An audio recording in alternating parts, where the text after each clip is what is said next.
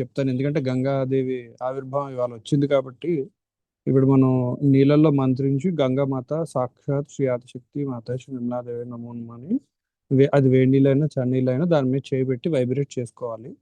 తర్వాత ఆ, ఇప్పుడు మనకి ఇందులో చెప్పినట్టు, దేవి భాగవతంలో చెప్పినట్టు రెండు చేతులు నమస్కరించి తల మీద పెట్టుకోవాలండి. మామూలుగా నమస్కరిస్తే కుదరదు.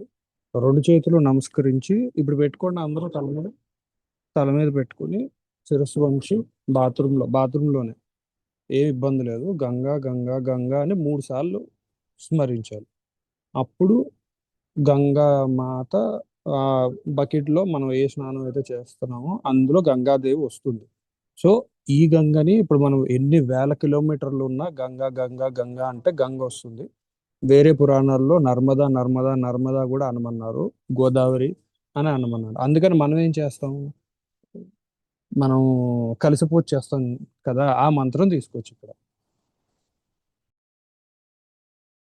గంగా గోదావరి నర్మదా సింధు కావేరి జలస్మిన్ సన్నిధిం కురు అని ఆ మంత్రం చేసుకుని ఓం వరుణాయ నమః అని ఆ అర్ఘ్యం ఆ బకెట్ లోనే సమర్పించి ఇప్పుడు దాంతో ఆపేసాం అనుకోండి, మనకి భక్తి అంతే ఉందనుకుంటారు.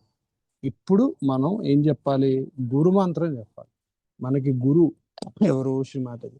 మా గురువు గారైన శ్రీ ఆదిశక్తి పాదోదకం ఈ నీళ్ళల్లో కలవాలి అని నీళ్లు ఆ బకెట్ లో జలంలో అర్పించి మా గురు శ్రీ మాతాజీ నిజంగా మన కళ్ళ ముందు శ్రీ మాతాజీ దర్శించుకుని శ్రీ మాతాజీ పాదం యొక్క నీరు, పూజ చేసిన నీరు ఈ జలంలో కలవాలి అని ఆ ఫస్ట్ అందులో నీళ్లు విడిచిపెట్టి ఆ నీళ్లు మన తల మీద చల్లుకోవాలి. అప్పుడేమవుతుందంటే గురు పాదోదకం శరణం అన్నమాట. గురు మనకి ఎవరైతే ఆత్మ సాక్షాత్కారం ఇచ్చిన గురువు ఎవరైతే ఉన్నారో వాళ్ళని తలుచుకుని స్నానం చేయాలని ఒక శాస్త్రం ఉంది. అందుకని మనం గురువు మాత శ్రీ మాతాజీ కాబట్టి జై శ్రీ మాతాజీ అని 3 సార్లు అనుకుని ఆ నీరు కనుక తల మీద ఒంటి మీద అన్ని చల్లుకుంటే మొత్తం ఆ క్షణం వరకు మనం పుట్టిన దగ్గర నుంచి ఆ క్షణం వరకు అన్ని పాపాలు పోతాయి. గురు పాదోదకం శరణం, గురు పాదం తప్ప మనకి ఏమీ తెలియదు అన్నమాట. అంత భక్తితో కనుక స్నానం అవి చేయడానికి ఎంతసేపు పడుతుందండి, 30 సెకండ్లు పడుతుంది. ఎవరైనా నోట్ చేసుకోవాలంటే నోట్ చేసుకోవచ్చు, మళ్ళీ మెల్లగా చెప్తాను.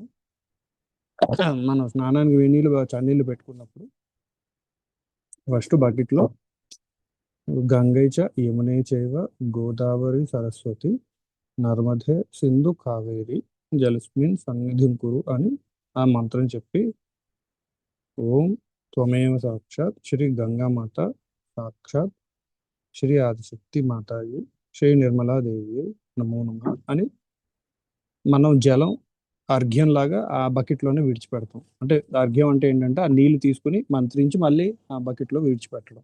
మనం బకెట్ లో స్నానం చేస్తే, అదే షవర్ లో స్నానం చేస్తే నేనేం చెప్పలేను. తర్వాత ఇందులో మా యొక్క గురువు అయిన శ్రీమాతాజీ నిర్మలాదేవి పాదోదకం కలుగుగాక అంటే శ్రీమాతాజీ చరణాలని వాష్ చేసిన నీళ్లు ఇందులో కలవాలి అని మనస్ఫూర్తిగా శ్రీమాతాజీ పాదాలకి దండం పెట్టుకుని కళ్ళ ముందర కనిపించాలండి. మనం బాత్రూంలో ఉన్నా కానీ కళ్ళ ముందర శ్రీమాతాజీ కళ్ళు మూసుకుంటే కనిపించాలి శ్రీమాతాజీ. అప్పుడు ఆ నీళ్లు ఇందులో కలిసే అనుకుని అప్పుడు ఆ నీళ్లు తల మీద చల్లుకోవాలి.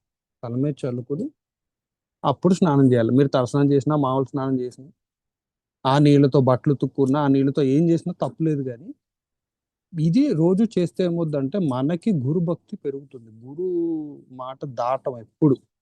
ఇది వేరే పురాణాల్లో ఉంది. ఓకే, ఇది వచ్చింది కాబట్టి చెప్తున్నా. గంగా గంగా గంగా అని 3 సార్లు అనుకోవాలి. రెండు చేతులు నమస్కరించి తల మీద పెట్టుకుని గంగా గంగా గంగా లేదంటే నర్మదా నర్మదా నర్మదా గోదావరి గోదావరి గోదావరి అని 3 సార్లు అనుకుంటే ఏది గుర్తొస్తే అది ఏమవుతుందంటే ఎన్ని వేల కిలోమీటర్లు ఎన్ని లక్షల కిలోమీటర్ల దూరంలో గంగ ఉన్నా ఇలా 3 సార్లు పిలిచేసరికి అక్కడికి వచ్చేస్తుంది అనమాట ఆ బకెట్లో. ఓకే, ఇది ఇందులో చెప్పారు.